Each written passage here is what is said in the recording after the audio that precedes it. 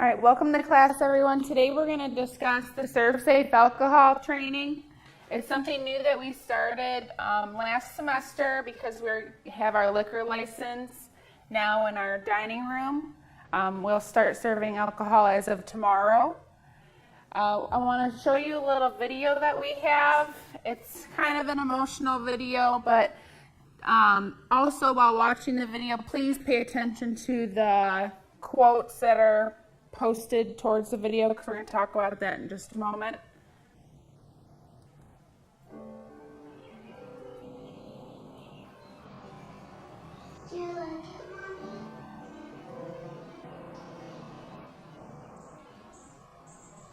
It's beautiful.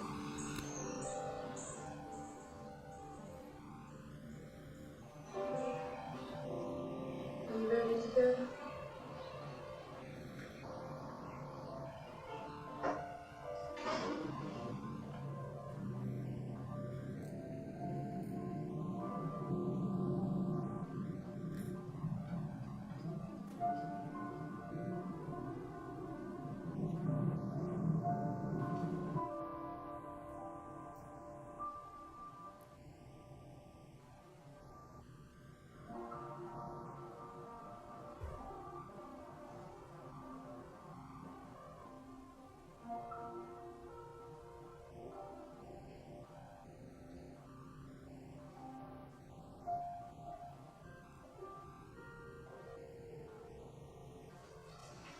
Happy birthday, Daddy.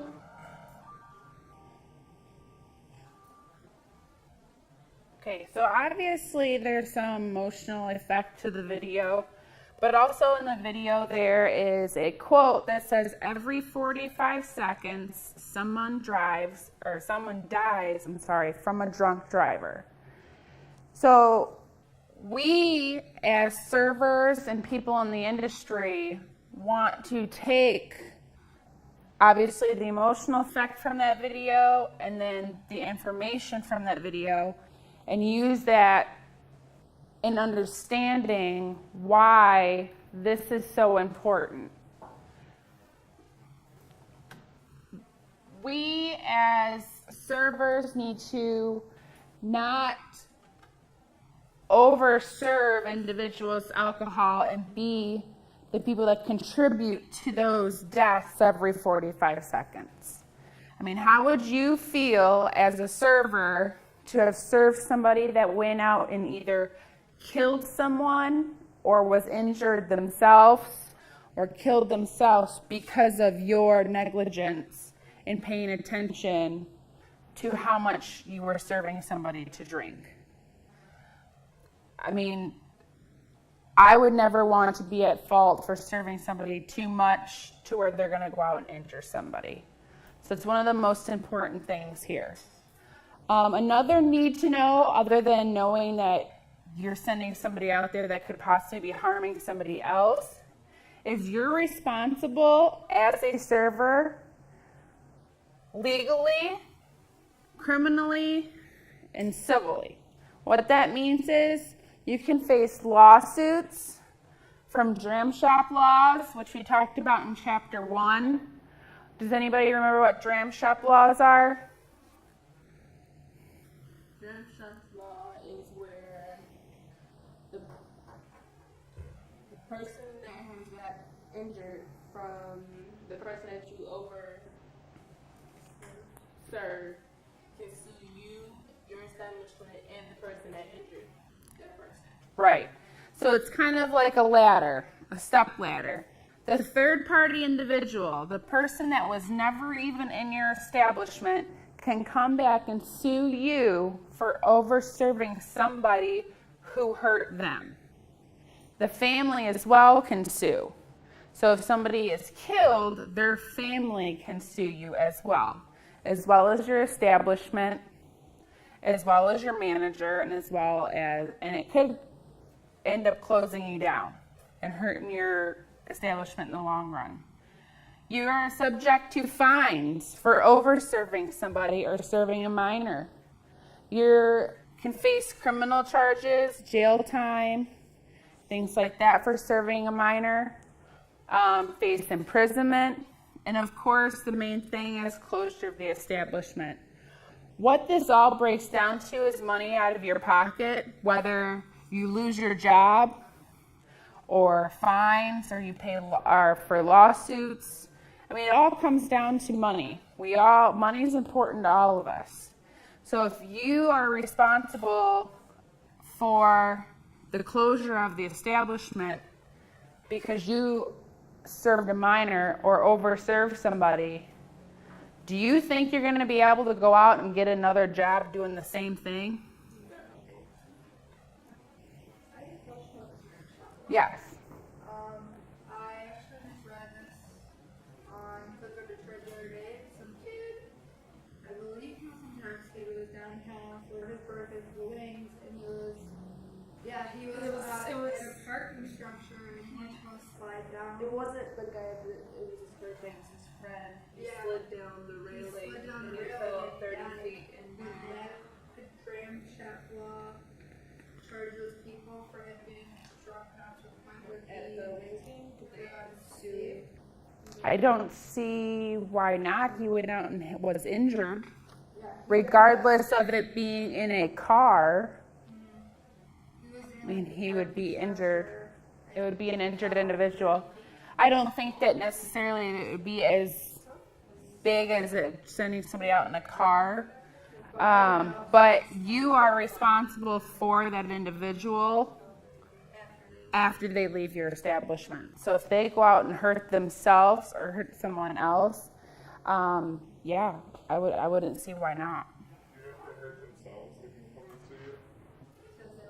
It's weird, like Their family can. at Joe Louis Arena, like you don't have to go pay your own drinks. It's not like somebody's coming Right. in the crowds checking the ID Right. of everybody. And that's kind of like their Like you can legal, only they can only do so much. they can only sell you 2 drinks at a time. Like if Right. you double, that's 2 Right. drinks, so they can only sell. Yeah, and they don't have a way, unfortunately, of tracking how many drinks you're coming up to grab.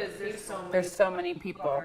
So that's kind of like a legality that I'm sure that they have covered with an insurance that they have as far as where their liability stops. Okay. So today we're going to cover chapter 2, which is all about preventing and recognizing intoxication. The first thing we're going to cover is to complete and discuss the test your knowledge. We're only going to take a couple minutes to do this because what we want to do is just see how much you know or you think you know already. And then we'll take a look at that again later to decide if we covered everything correctly and if those answers that you chose were right are actually still right in your mind. Okay? We're going to do a PowerPoint. It's going to be about 30 minutes long. It's going to be about alcohol in the body, assessing the level of intoxication, and of course we're going to talk about prevention. And then we're going to do a little activity. I'm going to show you 3 scenarios. Each one of you will be in a group. As a group, you're going to discuss these 3 scenarios, and you're going to come up here and discuss them for us.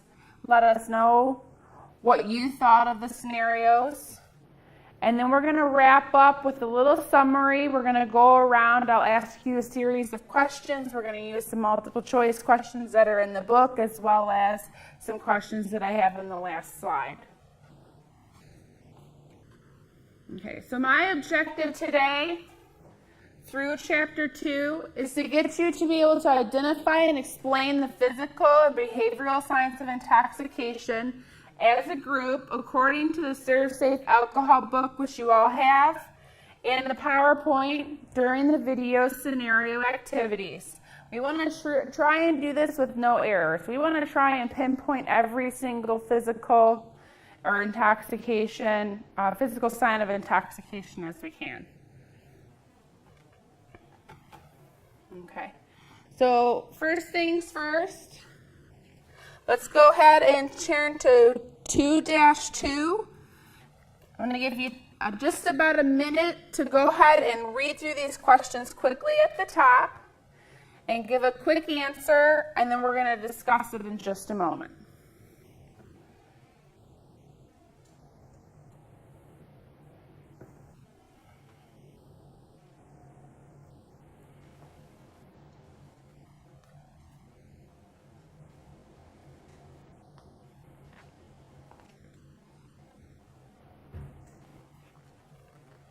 Okay, so we have number 1.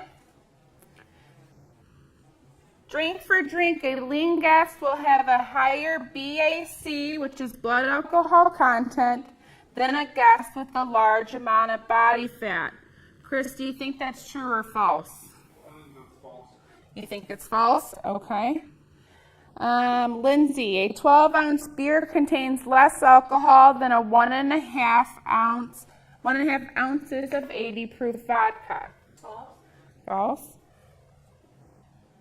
All right. Shanae, the liver can break down alcohol at the rate of 2 drinks per hour. True? You think the liver can break it down and drink at least 2 drinks per hour? No? You take that back? False? Okay. Let's see. Jessica, carbohydrates are the best type of food to serve with alcohol to prevent intoxication. False. False. And then we have one more. A guest who switches to a larger or stronger drink may be intoxicated. True? Okay. All right, so let's start right here. You can follow along in your book. It's on 2-3. We're going to talk about alcohol and how it works in the body.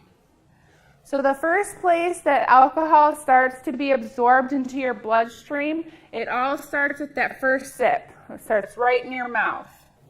A small amount is absorbed into the bloodstream through the mouth, and it's at approximately 5%. So through the process, approximately 5% of alcohol is absorbed right in your mouth. The next place it moves to is your stomach. So the small amount is approximately 15 to 20% is then absorbed into your stomach. Now the small intestine, this is the place where the majority of alcohol is absorbed into the bloodstream at approximately 80%.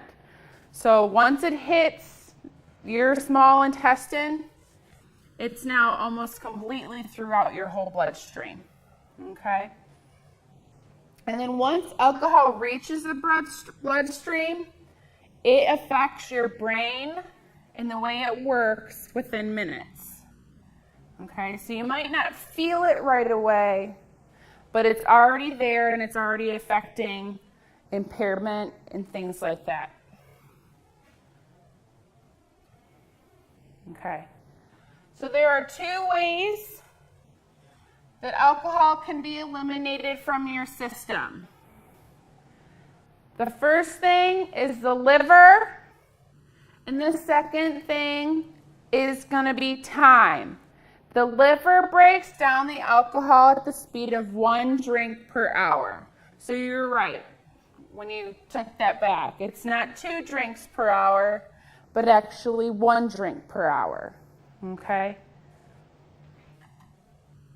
So what are the only 2 things that remove alcohol from the body? Liver and time. So the process of alcohol through the liver and time. Now we don't want to forget that the liver processes 1 drink per hour.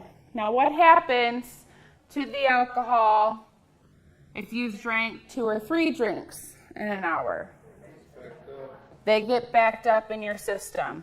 What happens is, while it's processing 1, you still have 2 drinks in your bloodstream.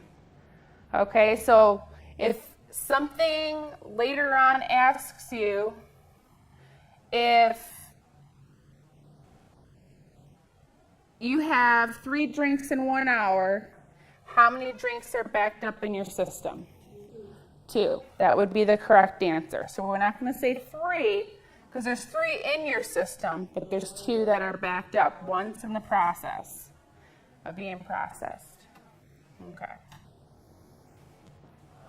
Okay, so we've all heard the term BAC or blood alcohol content, but what does it really mean?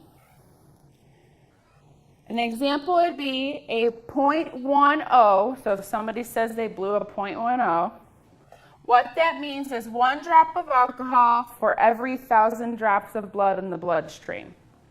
Okay, that's what that means. So there's 1 drop of alcohol per 1,000 drops of blood in the bloodstream. Some factors that affect blood alcohol content is obvious: the amount of alcohol consumed, body fat, gender, age, if they've taken medications, if they've consumed food, and the type of drink. Does it have carbonation in it?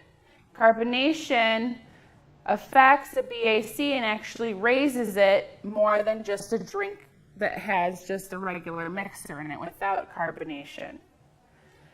Food consumed, so fatty foods. Fatty foods and high protein foods are going to be the best for absorption. What this does is it doesn't eliminate the alcohol, but it slows down the process of it getting into your bloodstream. So the fatty foods and high protein foods keep it backed up in your system a little bit longer. It keeps it from actually hitting the bloodstream because it's going to stop at your stomach, because you got to remember, the path through the body is the mouth, the stomach, and then the small intestine. So if you have food in your stomach, it's going to keep it from getting to the where? The small intestine. Right. Age is a factor. Gender, because of enzymes that men have that women don't or have less of, keeps it from getting into your system faster.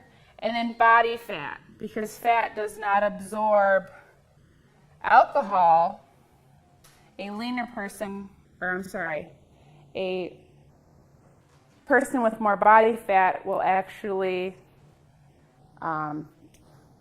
get drunk faster or have a higher BAC because of it.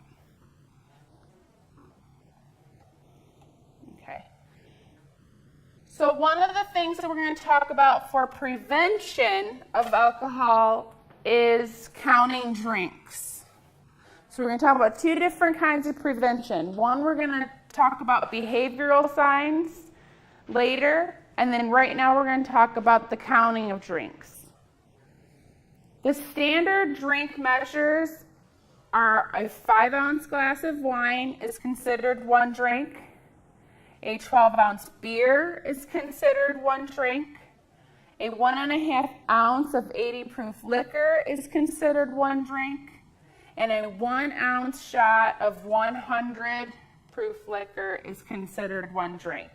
So when we talk about how many drinks per hour the liver breaks down, these are all considered 1 drink. Okay?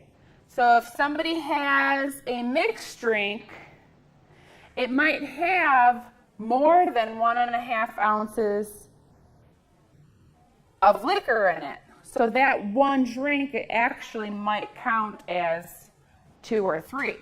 Just depends on how much liquor's in it.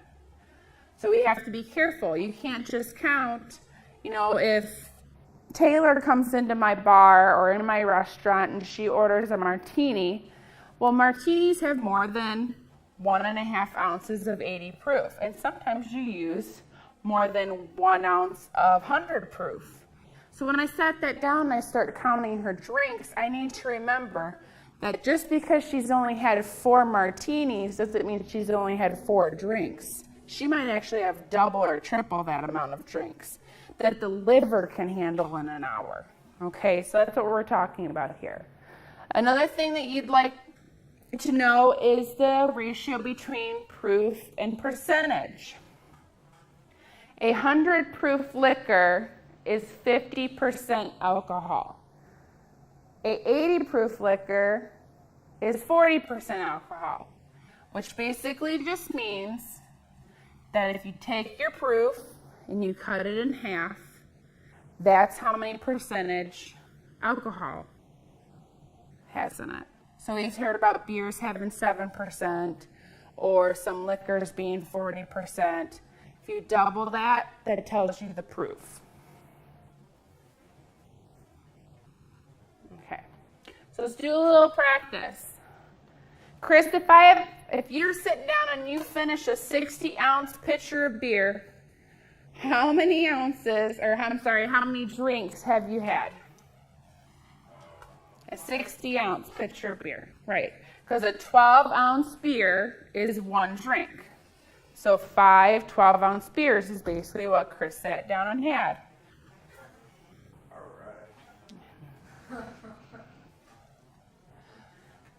All right, Lindsay, if you've had 3 ounces of 80 proof vodka on the rocks, how many drinks have you had?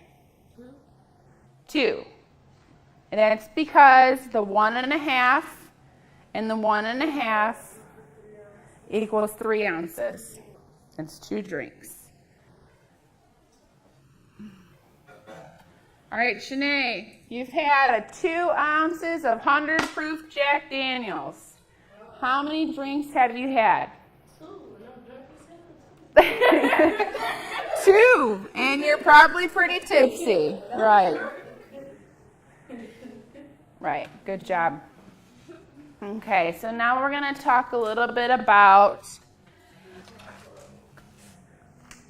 the visual aspect. Recognizing physical and behavioral signs of intoxication.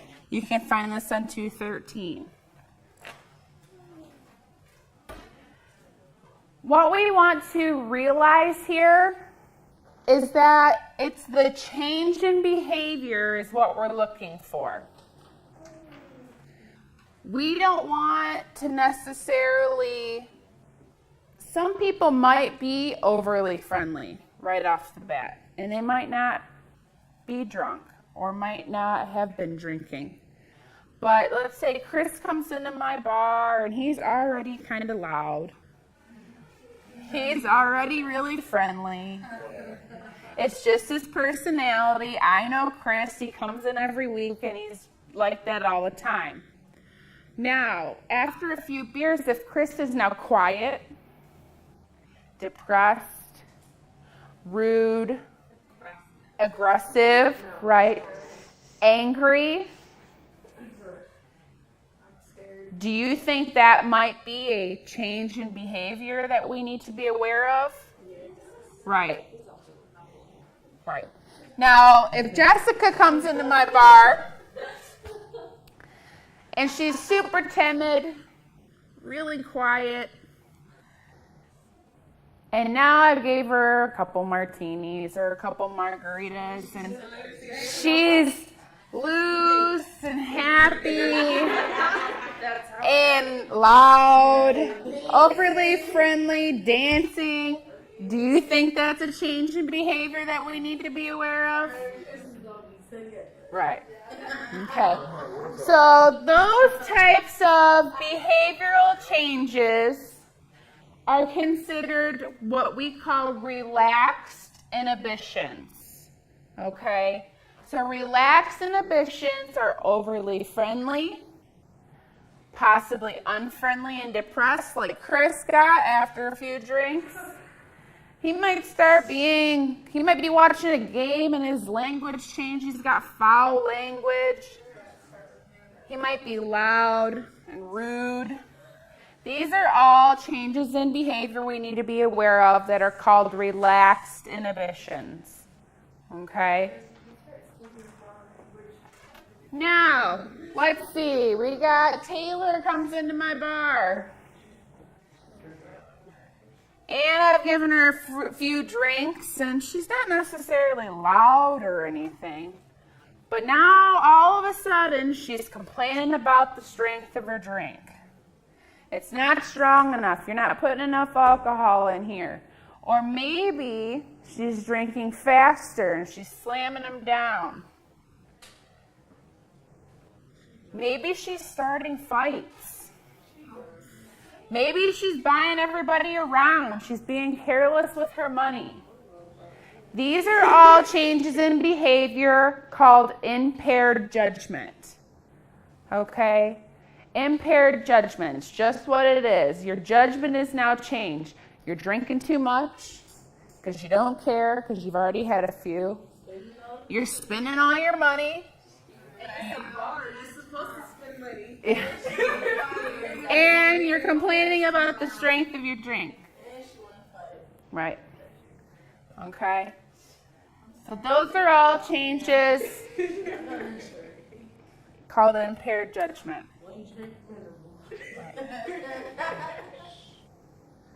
All right. The next change in behavior would be you have a couple ladies sitting at your table and they've had a bottle of wine. And the one lady can't concentrate and she keeps blinking and she's staring at you and she can't focus. She can't even make eye contact. She might be kind of slouching and drowsy. She might be talking slowly to really concentrate on those words. That is called slowed reaction time. Okay? Slowed reaction time, talking slowly, unable to focus and concentrate, drowsy, and loss of eye contact.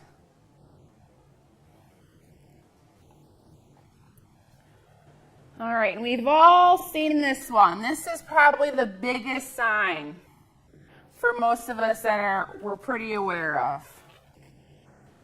Staggering and stumbling and falling down. Unable to pick things up or constantly dropping them. Spilling your drinks. Slurred speech. These are all considered impaired motor coordination. Your motor skills are now not what they were. I mean, do you think somebody that shows signs of impaired motor skills should get out and drive a car? No. They can barely walk to their car, let alone drive the car. Okay? These are all changes in behavior that we need to be aware of. Okay, so this is where we're going to get into a little activity. We're going to watch 3 particular scenarios on the Serve Safe DVD. Okay? When you guys came in today, I gave each one of you a group and your scenario to watch. We want to make sure we all watch all the scenarios because we will discuss them all as a group later. But the first thing we're going to do is we're going to get into our groups. You're going to identify a group leader. Make sure to take notes on each scenario. Was the guest sober, or do you think they were intoxicated? What were his or her behavioral signs and symptoms? This is where you're going to use those words like relaxed inhibitions, impaired judgment, impaired motor coordination. These are where we're going to use those. Those are behavioral signs. The symptoms would be overly friendly, foul language. What would be overly friendly and foul language, Taylor? Relaxed inhibitions. Good job. If somebody is staggering and stumbling down, what would that be? Impaired motor coordination. Same thing, but I want to use those words. Those are the things that we want to notice during these videos. If you turn to page 213 while watching these, that'll help you. After the video is complete, and we've watched all 3 scenarios, your group will have 5 minutes to discuss the answers with your group. Each leader, after 5 minutes, will come up to the front and describe the scenario, what happened, remind us what was the scenario about. Then I want you to identify and explain the physical and behavioral signs of intoxication. So you'll be on your own. Once that 5 minutes or once group 1 is up, you'll come up here discuss these 3 things, sit back down. Group 2, I want you to immediately come up, and then so on and so forth with group 3. Okay? Once all groups are finished, everybody take your seats, and then we're going to discuss all 3 scenarios as a group to see if anybody missed anything. Okay? So go ahead, if you're not in your groups, get in your groups.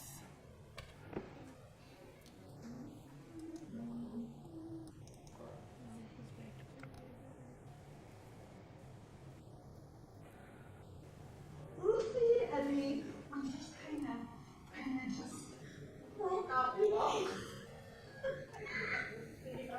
We were just standing there. Oh, my God.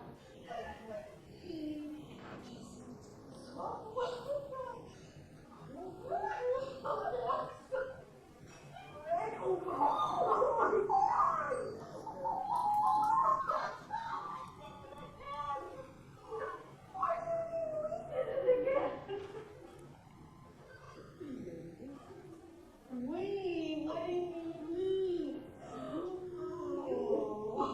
Oh, Simon, your lessons was really excellent. This is really, see, it's all for fun.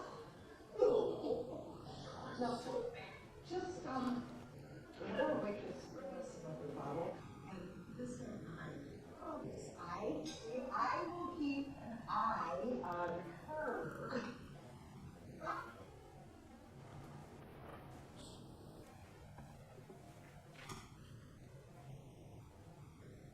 Was that 2 or 1? I made a cosmopolitan, a vodka martini, 2 Cabernet, a Trem, and a Merlot. Robbie, you have any olives? Oh, wow. Say, honey, what kind of low joy is this anyway? Oh, wow. Hey, sweetie pie. Let me tell you something. That buddy, he's got a couple of olives me and Lisa. Maybe you give him another beer and tell me your name Well, it's very kind to offer, but I think he's got it wrong. No. I insist. Let me help with this, okay? No, really, seriously, I insist. I'm gonna get right on this. You and me, all straight out. Now, come on. I'll wait a minute.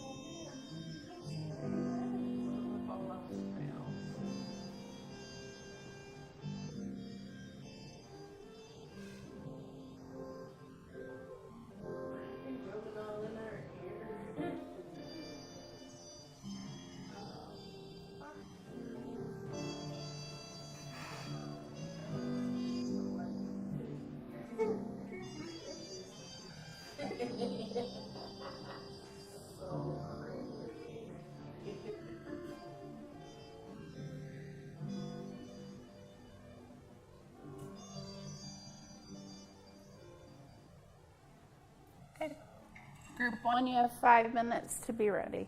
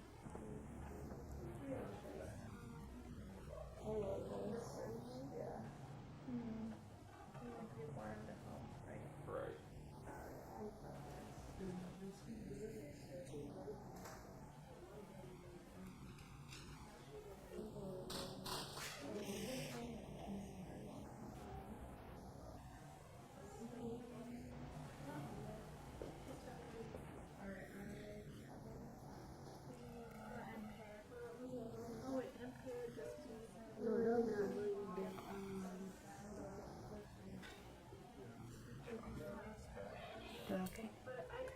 Are you good?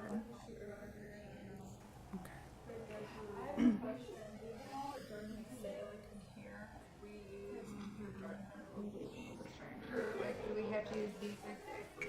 Why would you think that? You want to use make sure you're using the keywords and terms.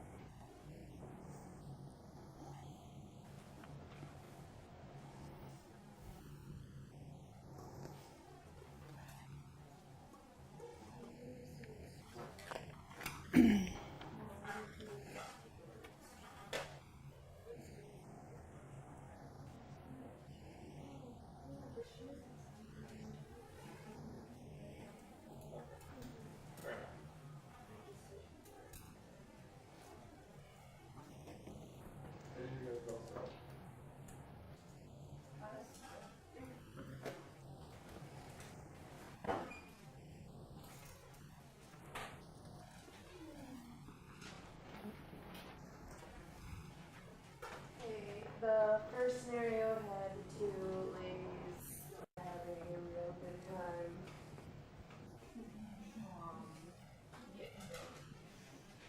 In my impression that yes, they were intoxicated. They had relaxed emotions. They were being overly friendly and loud, laughing, and the rest of the restaurant was really quiet, so there was really no need for the job. Had impaired motor coordination, knocking over wine glass, sitting down, gesticulating wildly enough that they're not aware of what their hands are knocking into. And then they were slurring their speech a little bit. And slow reaction time, when they were talking to the other busker's table, they were unable to concentrate when they were saying something, losing their train of thought, or losing their words. And impaired judgment and asking for another bottle of wine when they're clearly intoxicated.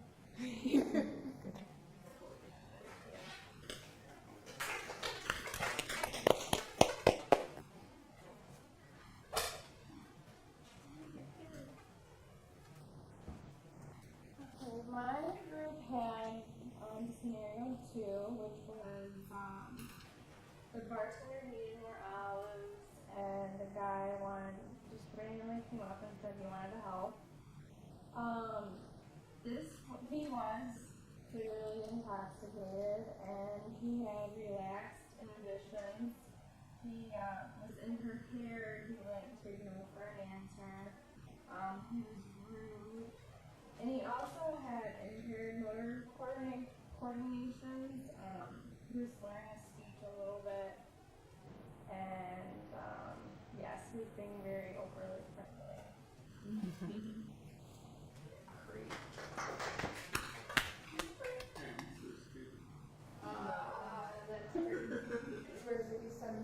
Getting the rapey side.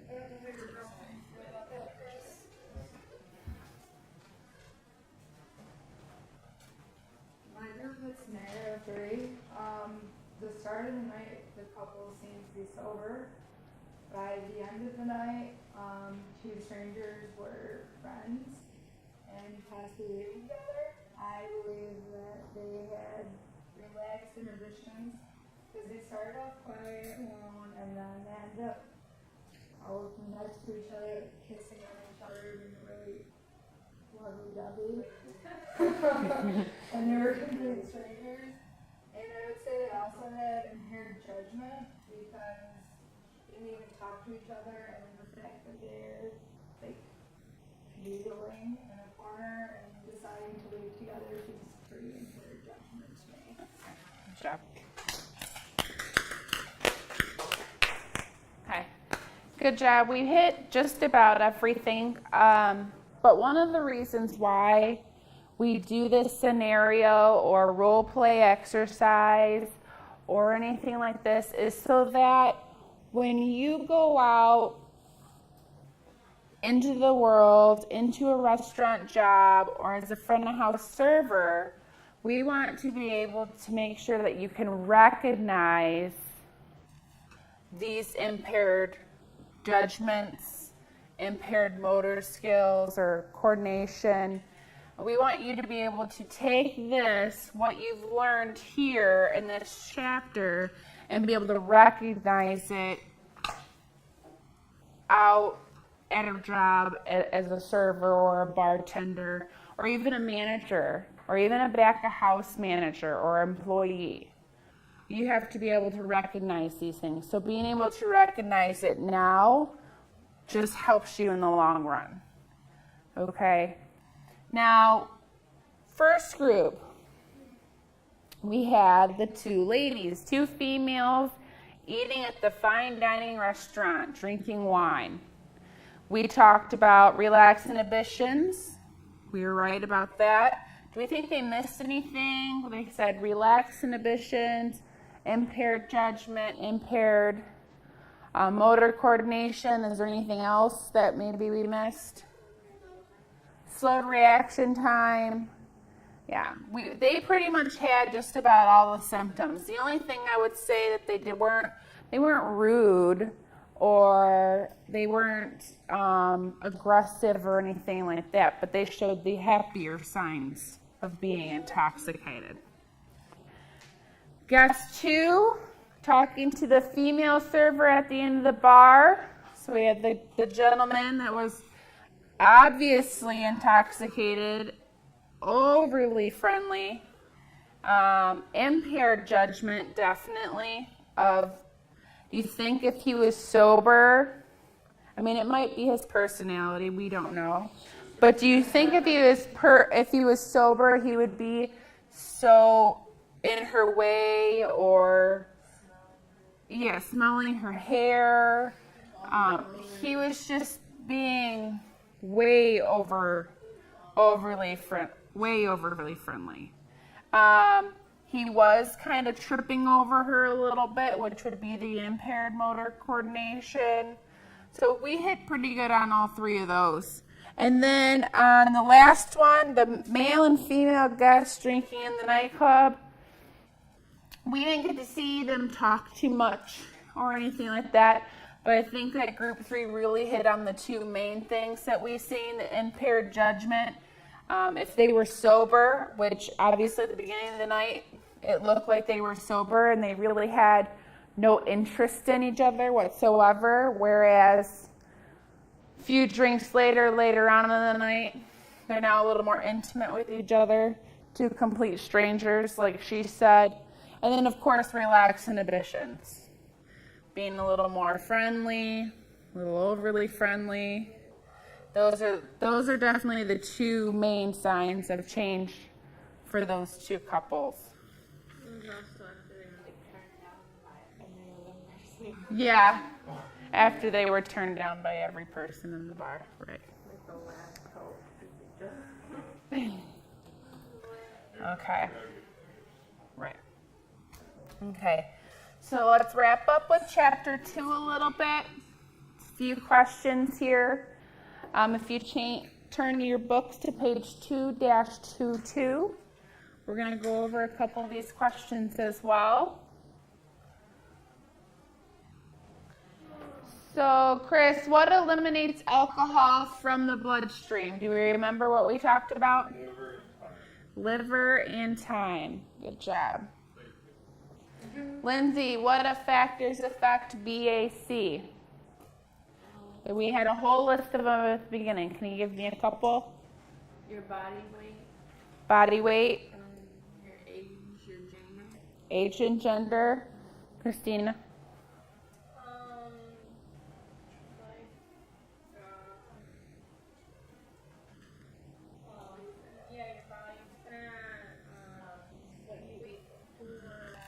If you've consumed food, right? Can you give me a couple? Medicine, medications, emotional state, right? These are all things that affect a BAC. All right. Taylor, can you give me one of the standard drink measurements for one drink?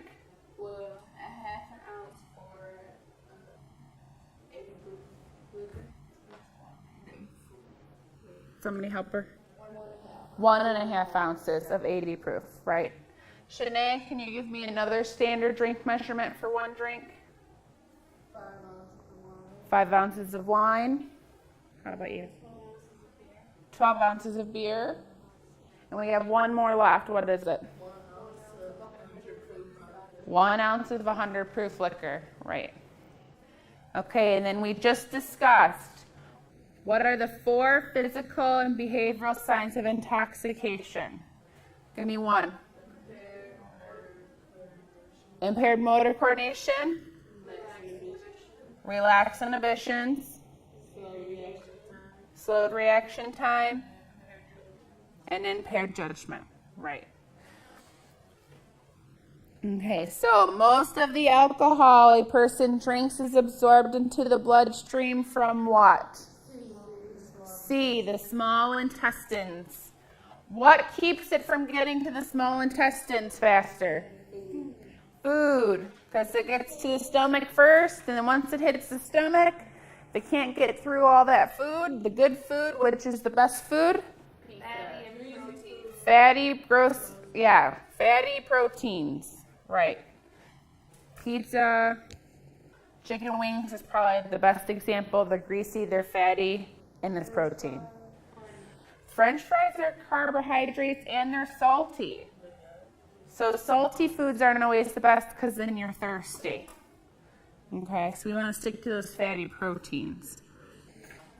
A guest has consumed 3 12-ounce beers in an hour.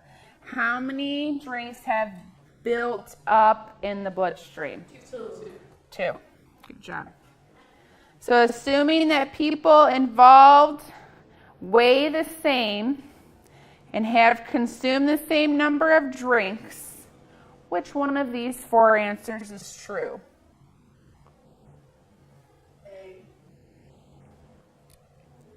Anybody think something else? A man drinking gin and tonic. Why? Tonic is carbonated. For those of you that don't know what tonic is, it's a carbonated water. Okay, so that carbonation, because all else is the same, they weigh the same, everything else is the same. There's no body fat difference. The only difference is one man's drinking something with carbonation, the other man is not. Okay? What do we have? A vodka on the rocks contains 3 ounces of 80 proof. Vodka should be counted as how many drinks? 2, just like the question we had earlier. All right, so good job. Do we have any questions about Serve Safe? Any questions about either Chapter 1 or Chapter 2 even? We're doing okay? Are we pretty confident to go out there and serve alcohol? Yes. Starting tomorrow? Yes. So what are we going to be aware of? We're going to be aware of their behavioral signs, how many drinks they had, and how long they've been there. These are the types of things that we want to keep an eye on when we start opening up for nights, and especially when we have those special events, because there's so many people in there, it's hard to keep track. So having one server per table really helps in counting drinks. Okay, so let's go out, use what we've learned today, not only for the test, but for the restaurant opening tomorrow. Good job. Thank you guys. Thank you.